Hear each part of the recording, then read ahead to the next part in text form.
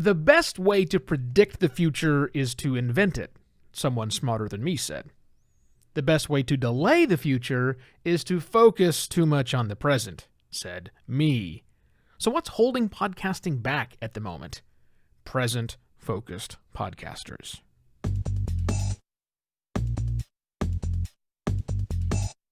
Hello and welcome to another Podcast Pontifications with me, Evo Terra.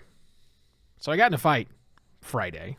Actually, I got into several fights on Friday. And there were less fights, but they were more disagreements between me and my podcasting brethren, if you will. Now, it's not that uncommon for me to get into disagreements and arguments with other people. I mean, it's part of life as a professional contrarian. I mean, this is my lot in life. I am the one who chose this profession and decided to extend it into the podcasting world. So anytime I get too much agreement, anytime I'm saying the same thing everybody else is saying, it's time for me as a professional contrarian to change my opinion. So it's okay that I'm on my own with this, but hopefully I want to talk with you about it today and see if I can get you on my page, because we need to get the future here eventually. Specifically, what I'm talking about is, I've complained for years here on the program and other places that there are those among us in the podcasting space who think that podcasting was perfect in 2006, and so why should we ever change it? And that was, 14 years ago. And this is similar to that, but not exactly the same thing. See, there are some things that we've been doing the same for a very long time in the podcasting space. And we do these things the same for pretty good reasons, I think.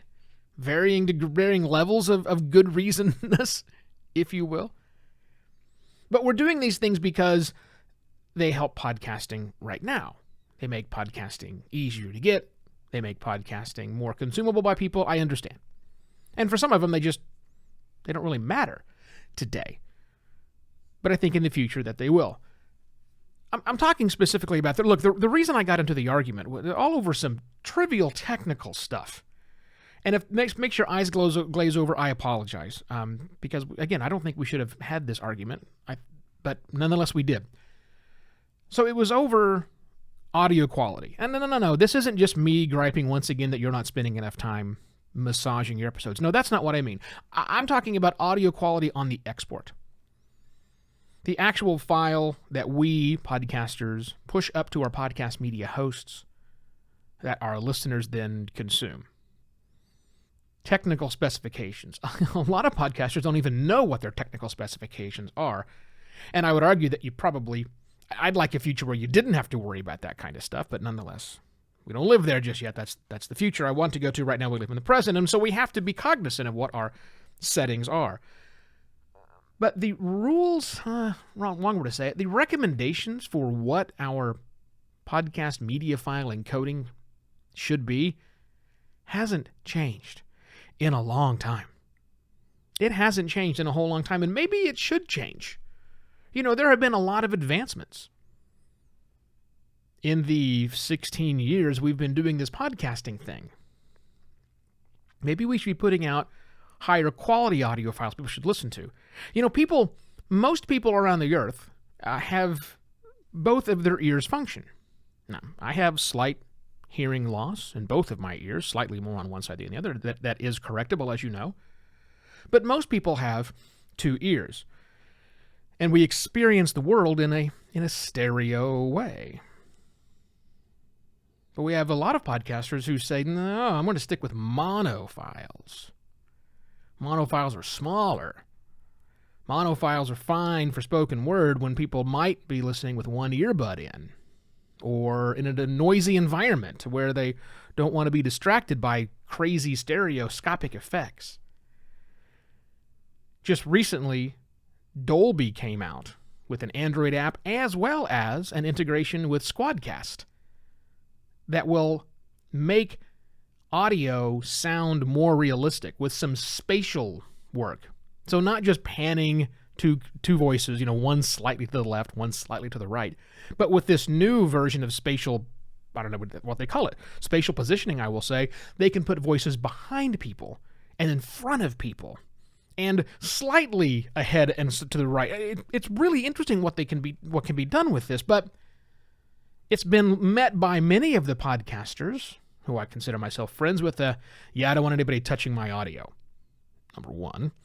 Number two, that's not going to work in these particular environments. Let's just go back down to the mono world. I find it frustrating. I was frustrated all day long on Friday because as I'm talking to other people, longtime podcasters and audio pros, I couldn't get them to see my side of the... They understood it, but at the same time they were like, just not that important. And I agree, right now it's not that important, but I think in the future it is. It's the same way I look at things like, should we have images inside of our episodes, even though we know right now most podcast playing apps don't display those episode level images alongside the episode. Should we have, in fact, I think we should have, much better in-app show notes, even though the vast majority of people who are listening to audio aren't pulling out their phone to look at those individual show notes, those in-app details while they're listening. But still, I think that they will if there's better content inside of there. See, I get all of the arguments about people don't care, people don't want, we want to make this smaller, we want to make it faster. I did all of those arguments. But at the same time, I know this. Technology tends to move in the direction that makes things faster. It makes things cheaper. It makes things closer to reality. It makes things more rich than they are today. And in order for us to move along with that, we have to do that. We have to understand those realities are coming. And so when we have old school thinking that hasn't really changed since 2006 or 2010, whenever it was, if we're not constantly reevaluating those decisions that we make on how content is produced to give the best possible sound, not to existing listeners, but again, to the new people that are coming in and finding podcasting. Why should we settle for crappy, tinny-sounding bed music that's only for 6 seconds? That's fine, but still, it just sounds like garbage. All we would have to do is just make that higher quality, increase the output file, the quality of the output file, and it'll be much better. I just think sometimes we get so quagmired, if that's a verb, in the present, we lose sight of the future. I want to make sure that, I guess part of my role here is to make sure that if that's happening to others, I want to be the voice, maybe the lone voice, crying for things to be better in the future. Anyhow, a little bit of a ranty show for me today. I apologize for that. One thing before we go, maybe somebody else needs to hear this rant. What I want you to do is tell one person who's a podcaster that does not yet listen to Podcast Pontifications to listen. Tell them about the show. Don't save me. Maybe you throw me under the bus with them and say, hey, you think I have crazy things to say. Wait till you listen to what this yokel has to say. Feel free. Share Podcast Pontifications with them. All right? And if you have any questions, thoughts, comments, send them to me, evo@podcastlaunch.pro, and I shall be back tomorrow with yet another, hopefully less ranty, Podcast Pontifications. Cheers!